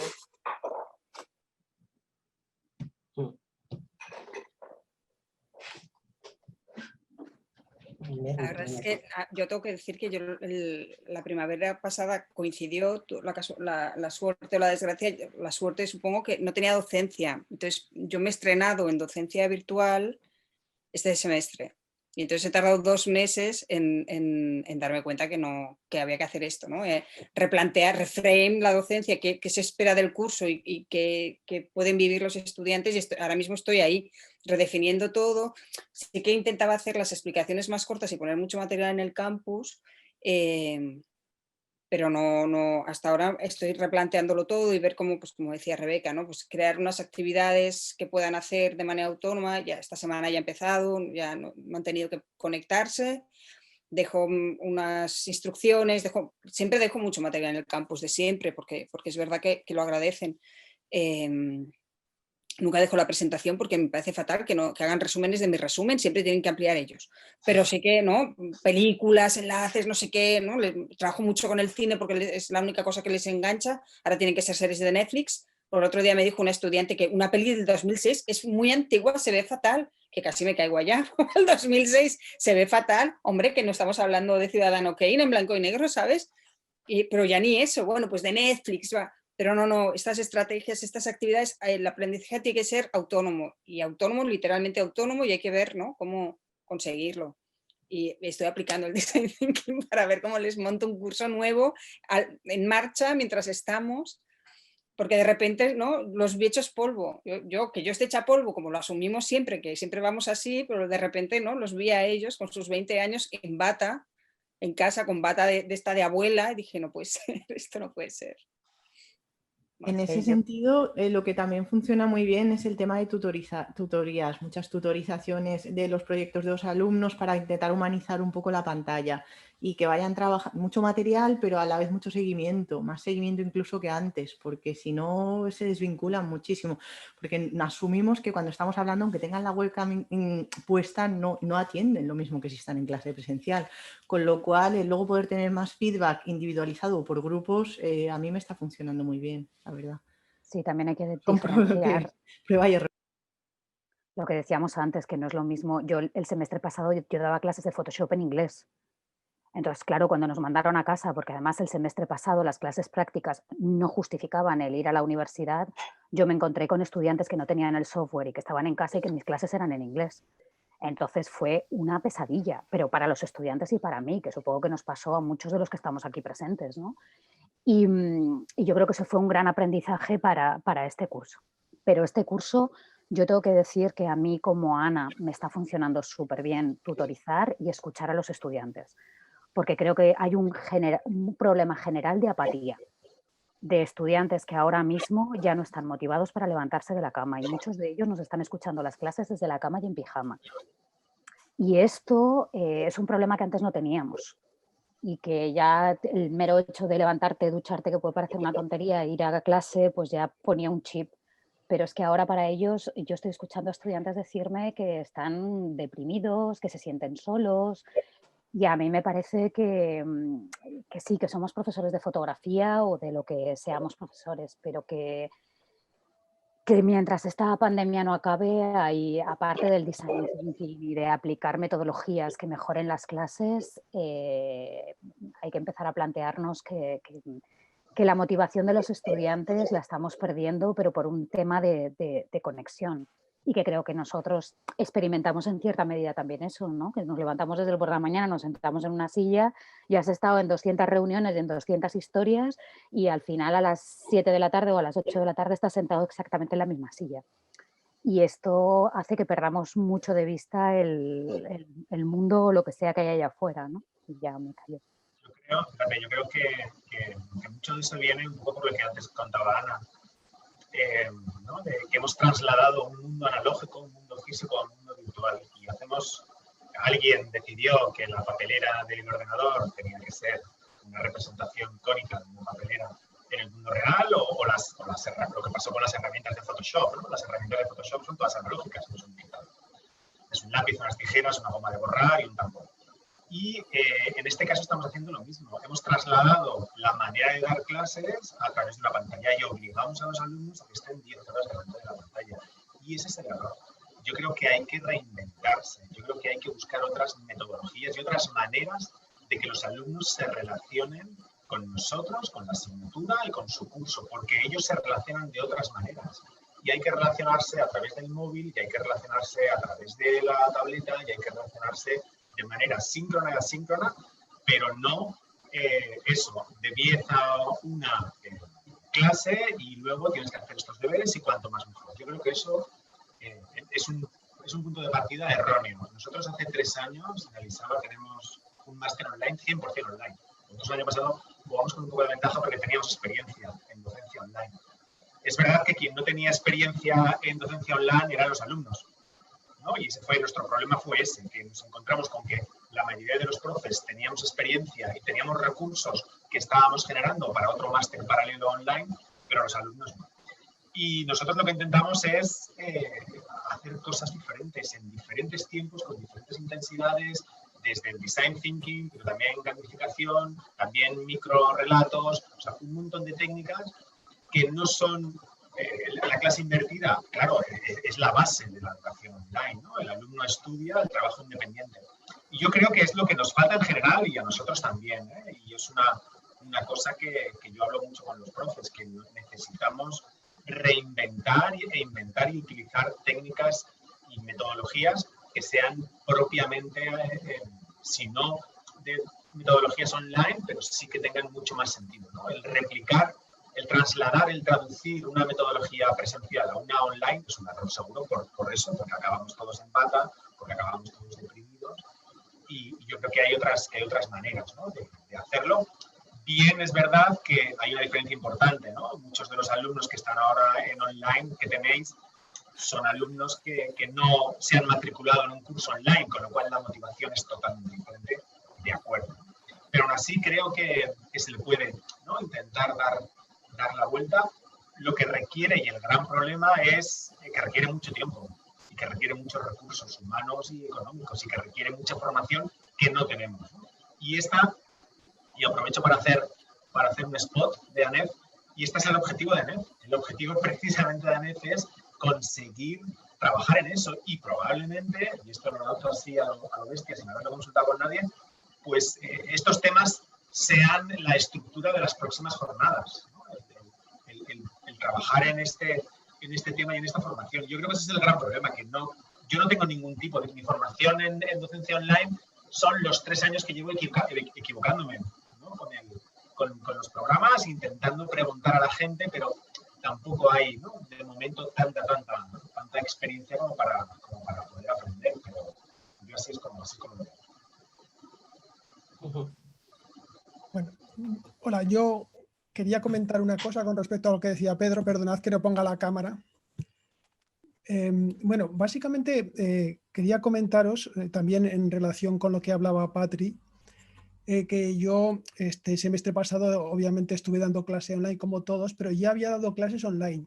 Y sí que había una diferencia importante entre alumnas y alumnos que se han matriculado a un curso que está pensado específicamente para darse a través del ordenador, y también por las expectativas que se han creado, pero por la metodología y por su propia relación, porque a mí me sorprendió bastante que tenía alumnos que estaban esparcidos por todo el mundo, desde un cura que vivía en Antofagasta, ¿no? Allí en el sur del mundo, hasta un militar que estaba en demisión en no sé qué parte, porque no me lo podía decir porque era secreto, hasta alguien de Barcelona. Y me sorprendió mucho que ellos tenían una auténtica conexión de grupo, o sea, que yo les estaba dando clases a través de las pantallas, utilizaba también pues, el sistema de clase invertida, proporcionándoles material, ¿no? Para que no fueran 4 horas, porque es muy importante potenciar el aprendizaje autónomo. Pero luego yo veía que ellos se relacionaban, se hablaban, se comentaban las cosas. Entonces, cuando empecé a dar las clases este semestre, y además en el contexto pandémico, que la depresión era todavía más acusada que ahora, que aunque llevamos más tiempo también tenemos más libertad, ¿no? Que aquello era, de repente nos encerraron. Una de las cosas que me funcionó fue utilizar las propias redes sociales en las clases que ellos utilizan para comunicarse, y por ejemplo pues crear un Instagram de grupo, y entonces explicarles algo, decir venga, y ahora vais a coger el móvil y sobre esto que os acabo de explicar vais a hacer una fotografía y la vais a colgar en el grupo de Instagram y la vais a comentar, por ejemplo. O sea, intentar potenciar los sistemas de grupo virtual, ¿no? que ya existen y que además que ellos utilizan con frecuencia. Por supuesto, en ningún caso esto puede sustituir la presencialidad y el contacto físico y el poder ver sus caras y que ellos se vean, ¿no? Y todas estas cuestiones, pero algo ayuda en ese sentido.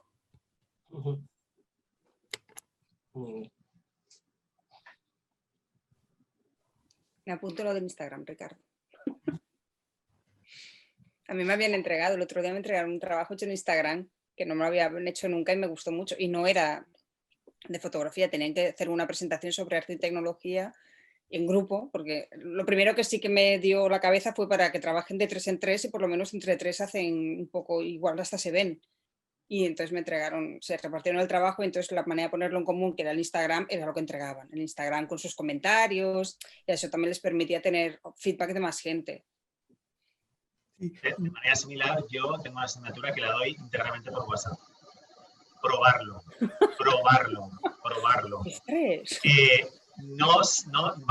No hay clase con mayor participación, interacción e interés. ¿Por qué? Porque es el medio que están ellos utilizando, es el teléfono, es su manera de comunicarse. Evidentemente no hablemos de Heidegger o no hablemos de... Pero para asignaturas un poco livianas o proyectos un poco así efímeros, probarlo en un grupo cerrado en WhatsApp, vamos, eso es un éxito seguro. Tomás, ¿te cuelas?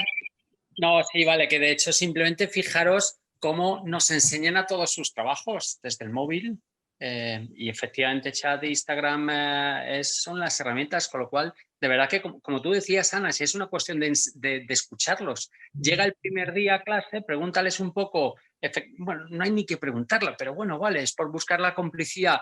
¿Cuáles son vuestras redes? ¿Dónde estáis? ¿Qué os gusta? Y a partir de ahí, claro, lo que no podemos es otra vez ir a ese mundo viejuno, que es el nuestro, y hacer como que no pasaba nada. Pues hombre, han pasado un huevo de años entre ellos y nosotros, y han pasado sobre todo, cambiado, que es lo fundamental, la metodología, la manera en que nos aproximamos. Con lo cual, bueno, claro, sí, pues cuando tú hablabas de redefinir el problema, si es que lo tenemos en la cara, más claro el agua, es decir...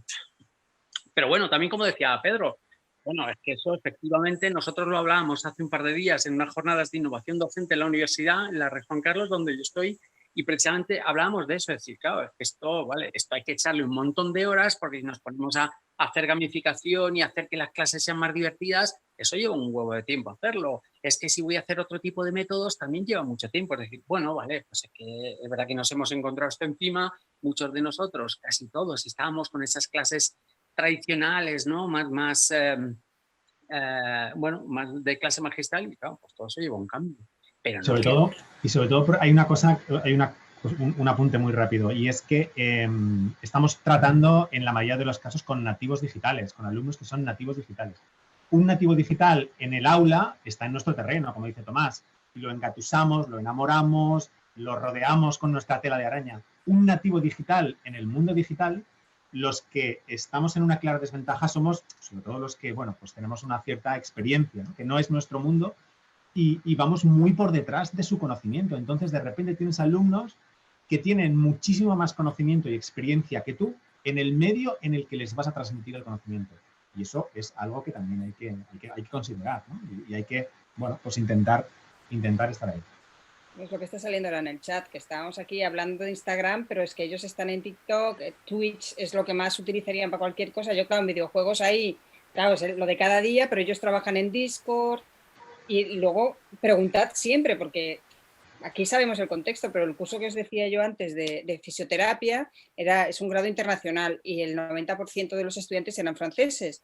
Y vine yo muy moderna a decir, ¿y entonces por Twitter o qué usáis? ¿Twitter, WhatsApp? No usan WhatsApp los franceses, usan Facebook Messenger. Se siguen comunicando en Facebook. Tenían un grupo de Facebook que me sentí en 2004 cuando me dijeron que usaban Facebook. ¿Cómo que usáis Facebook? Usan Facebook para todo. Tenían un grupo de clase de Facebook. Yo no había visto un grupo de Facebook desde el 2008. En clase. Y luego se comunicaban por el Messenger de Facebook. Y dije, uy, hay que preguntar siempre, no des nunca nada, por supuesto. Bueno, que estáis hablando de estudiantes, yo tengo que decir que mis últimas propuestas de conferencias o de investigación me han llegado por Instagram, por Facebook y por LinkedIn. Con lo cual es un trabajazo mantener redes sociales y por el blog que tengo. O sea, cuando yo empecé el blog, en el 2009, a mí se me reía la gente cuando yo hablaba del blog. Y a día de hoy yo tengo que decir que 11 años más tarde, la mejor inversión de mi vida, más que el doctorado, ha sido el blog. La primera conferencia que a mí me pagaron fue porque me habían leído en el blog y después se enteraron de que yo tenía un doctorado. Entonces, quiero decir que creo que estoy completamente de acuerdo con Pedro, con Tomás, con Ricardo, con todos los que habéis hablado. Yo creo que estamos en un cambio de paradigma y que estamos con estudiantes nativos digitales. A mí me cuesta sangre, sudor y lágrimas, como a ti, Pedro. Pero creo que sí, que yo ya cada vez recibo más comentarios por mensajes de Instagram de estudiantes que no sé por qué no escriben por correo electrónico y que te mandan un mensaje de Instagram o un mensaje por Facebook. Y que el gran reto del futuro, y no sé si lo hemos dicho hoy, pero hay que asociarse en ANEF y que ANEF nos organice una siguiente jornada, ¿no?, de cómo hablar para nativos digitales y cómo organizar clases por WhatsApp. Y como Ricardo ha explicado su nueva metodología, pues yo creo que todo esto apunta, Pedro y los que estáis en ANEF, yo ya os lo pido para las siguientes charlas que tengamos. Yo quería contar una anécdota muy cortita.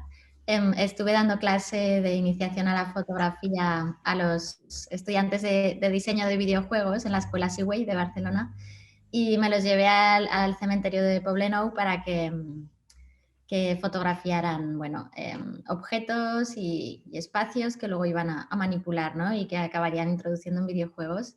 Total que de repente uno grita ¡una exhumación!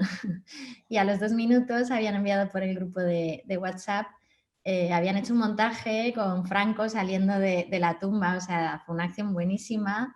O sea, hicieron un sticker, ¿no? Claro, ellos a eso no le daban valor. Les dije, esto es buenísimo.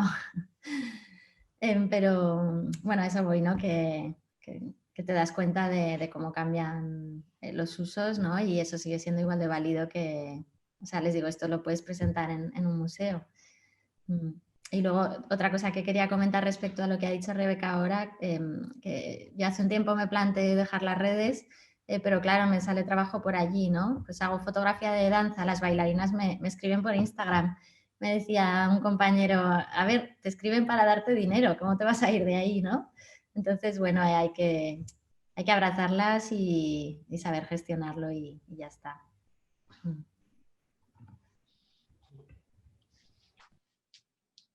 Alguien preguntaba por el chat, Pedro, bueno, alguien, Patri, perdón, que cómo te organizas por WhatsApp, que quieres saberlo. Bueno, tampoco, Pedro, igual te he puesto en un compromiso. ¿Sabes qué pasa? No, porque me imagino que tienes un grupo, eso para empezar, de ahí partimos, un grupo de WhatsApp, ¿no? Pero mi pregunta quizás tiene más que ver con que si todo es más escrito imagen, si hacéis videoconferencia, si la puerta está abierta 24 horas, ojo con los límites. No. Yo tengo un grupo, tenemos un grupo de WhatsApp. Claro, los míos son de máster, en principio es gente, ¿no? Se les supone un poco más sensata, un poco más mayor, más madura, con sus vidas, pero bueno, sí, tenemos un grupo. No. Lo que yo hago es, yo estoy con ellos físicamente en el aula, pero nos comunicamos por WhatsApp. Eso es lo que hacemos. No es que estemos en remoto, yo en mi casa, cada uno. No. Estamos en el aula y, bueno, es una microasignatura dentro de una asignatura sobre narrativa y, bueno, yo un poco lo que les mando son retos y entonces ellos, pues bueno, nos vamos comunicando, los van haciendo, los van colgando, los vamos comentando. Sí, es un poco caos, y sobre todo que hay algún otro profe que está en el mismo grupo y acaban locos, claro, porque a veces van pero también te ayuda mucho a ver la rapidez que tienen. Yo, normalmente, escribiendo desde el ordenador, ellos en el teléfono, la rapidez que tienen, cómo sé también, ¿no? la jerarquía, luego pues también, y hay muchas conclusiones, ¿no? Sobre lo efímero, la rapidez, en fin. Pero sí, es una experiencia, pero sí, yo el WhatsApp tiene sus límites que cada uno lógicamente pone, ¿no? Y ellos además lo saben, o sea, que les marcas mucho y también digo, los míos normalmente son de 30 para arriba, con lo cual, pues bueno, tienen también otra relación, ¿no? con esas tecnologías. Bueno, si os parece bien, vamos, ha sido una sesión maravillosa y además el debate ha estado muy bien. Ana, ¿te parece, quieres cerrar con alguna intervención o un resumen de todo lo que se ha dado en el debate? Bueno, para dejarlo abierto, porque claro, esto es evidente que es un camino a explorar, ha quedado más claro que el agua y tenemos que ponernos mucho las pilas para estar a la altura de nuestros alumnos, fundamentalmente, que en esto nos saca. Entonces, si quieres, cierra la intervención y luego ya cerramos. Agradecer las aportaciones de todos, porque al final yo he puesto una excusa para hablar de cosas que nos preocupan un montón a todos. Me parece maravilloso que se haya trasladado el punto de atención justamente a lo que nos preocupa y no a una metodología que se puede usar o no. Así que gracias, me habéis ayudado un montón en esta ponencia. Os quiero dar las gracias a todos los que habéis comentado cosas. Me ha ido de perlas. Bueno, a nosotros personalmente, a mí y creo que a todos también tu intervención y nos ha abierto un mundo a empezar a explorar. En este sentido yo creo que ya vamos, gracias a todos los que estáis, yo hoy especialmente por la actividad que ha habido en el debate, nos hemos organizado fenomenal, hemos participado todos. Y queremos cerrar esta última jornada que nos da pena, porque nos da pena cerrarla, la verdad, que nos quedaríamos otro mes más, aquí los sábados, todas las mañanitas, pero no puede ser, lo dejamos para las siguientes jornadas 2021, Danet, y ya hemos tomado nota de por dónde van a ir estas siguientes jornadas. Muchos conocéis a NED ya y tenéis referencias sobre lo que hacemos y en qué nos estamos centrando. Tenéis de fondo de pantalla previamente las bases fundamentales por las que nos organizamos desde el 2018 en Huesca, en aquella inmensa y estimulante asamblea fundacional. Y asociarse en ANED pues es lo que podéis leer, compartir, construir, repensar un espacio común donde concebir diferentes facetas y diferentes procesos de la educación de la fotografía que no solo están planteados desde la fotografía más clásica, ortodoxa, sino ampliar a muchos otros campos y a muchas otras maneras de trabajar junto y con la fotografía. Fundamentalmente tenemos 5 áreas, que son las que veis al fondo, que es estimular la reflexión sobre lo fotográfico, regularizar los estudios de fotografía superiores, promover la investigación e intercambio de experiencias didácticas innovadoras, asesorar y formar profesionales en docencia fotográfica y crear redes internacionales para poder trabajar pues con más allá de nuestro país y más allá incluso de Europa, y a través de una comisión de comunicación que se encarga de eso. De hecho, en estos 3 años tenemos una buena estructura ya hecha y ahora lo que se trata es aprovechar esa estructura para ir dándole contenidos. Y os queremos invitar a todos para que aportéis a estas 5 comisiones y os asociéis, si así lo veis conveniente, a ANED, que además es eso, que es diversa y plural, o sea, que no, y que además queremos eso, establecer un camino que ahora sí que se nos plantea interesante de investigar con todo lo que nos está cayendo. Entonces, daros muchísimas las gracias. Las jornadas, como veíais en el fondo de pantalla, estamos muy contentos. Ha habido un nivel de inscripción y un nivel de asistencia para un sábado por las mañanas que nos ha sorprendido de la mejor manera.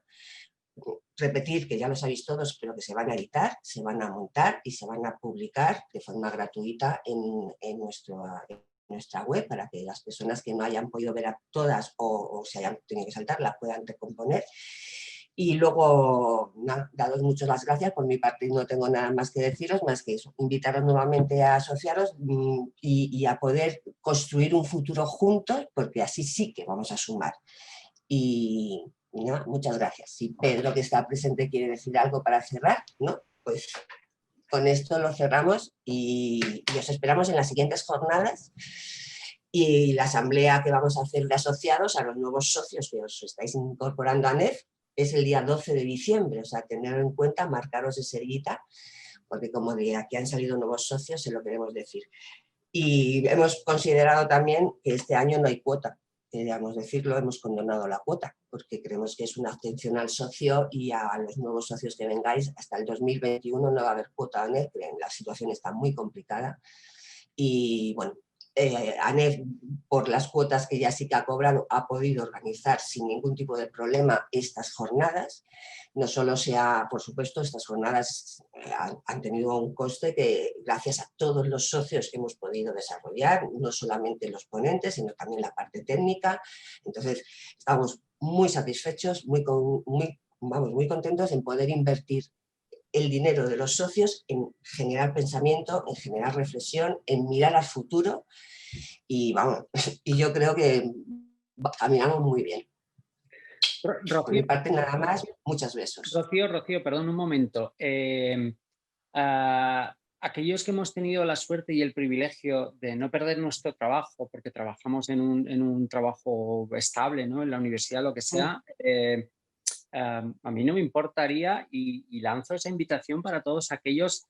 Soy de ANEF desde su inicio, soy muy consciente que ANEF tiene una necesidad de dinero muy grande para intentar apoyar las actividades. Y ya no digo que algún día podamos pagar a toda esa gente que estáis ahí trabajando, con lo cual yo tampoco cerraría la idea y podríamos hacer una invitación en abierto tipo crowdfunding, decir no, o sea, este año quien no pueda pagar, que no pague, pero invitamos a quien pueda pagar, que lo haga. No sé, se me acaba de ocurrir ahora, pero escuchándote a ti, pero somos una asociación humilde y me parece bien, ¿no? Que quien podamos pagar esa cuota no renunciemos, porque bueno, somos pequeños, ¿no? Nos viene bien también. Perfecto, Tomás, o sea, si no, lo que ha hecho la Junta en este caso es tomar esta decisión de adaptación al sol, es decir, condonar la cuota.